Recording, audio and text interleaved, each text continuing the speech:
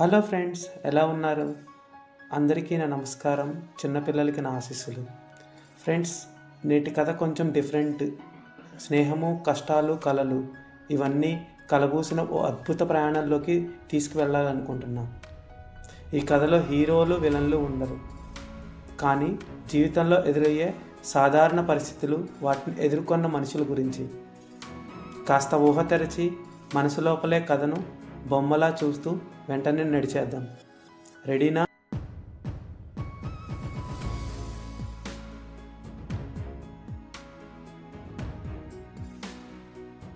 నిజమైన స్నేహం.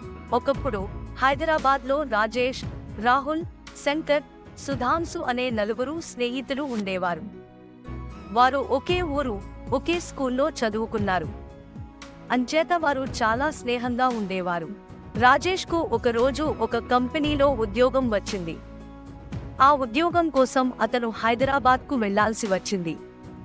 అతను తన స్నేహితులతో తన ఉద్యోగం గురించి చెప్పాడు. రాజేష్ స్నేహితులు, "నువ్వు హైదరాబాద్కు వెళ్తున్నావు కదా, అక్కడ ఒంటరిగా ఉండటం కష్టం. మేము కూడా నిన్ను హైదరాబాద్కు వెళ్తాము. అక్కడ మీరు కలిసి ఉండవచ్చు" అన్నారు. రాజేష్ స్నేహితులు హైదరాబాద్కు వెళ్లి రాజేష్తో కలిసి ఉండటం ప్రారంభించారు.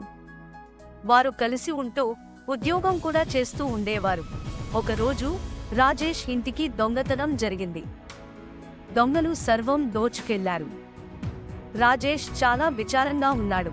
రాజేష్ స్నేహితులు, "కష్టంలో ఉన్నప్పుడు ఒకరినొకరు సహాయం చేయాలి.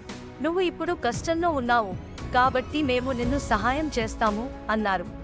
రాజేష్ స్నేహితులు రాజేష్కు అవసరమైన సహాయం అందించారు.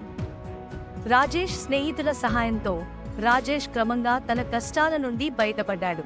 కొంతకాలానికి రాజేష్, రాహుల్, శంకర్, సుధాంశు నలుగురు కలిసి ఒక కంపెనీని ప్రారంభించారు.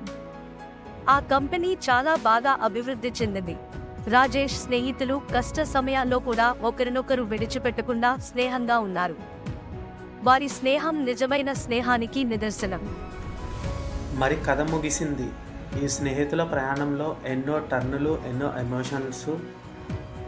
కానీ వాళ్ళు ఎదుర్కొన్న కష్టాలు వాళ్ళ బంధాన్ని బలంగా, వాళ్ళ కళలను ఘనంగా మార్చాయి.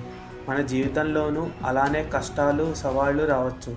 కానీ నిజమైన స్నేహం, దృఢమైన నమ్మకం ఉంటే ఏ కొండనైనా ఎక్కగలం, ఏ కళనైనా సాకారం చేసుకోవచ్చు. మరి మీ జీవితంలో కూడా అలాంటి నిజమైన స్నేహితులు ఉన్నారా ఫ్రెండ్స్? వాళ్ళని మీరు ఎంతో ఇష్టపడతారా?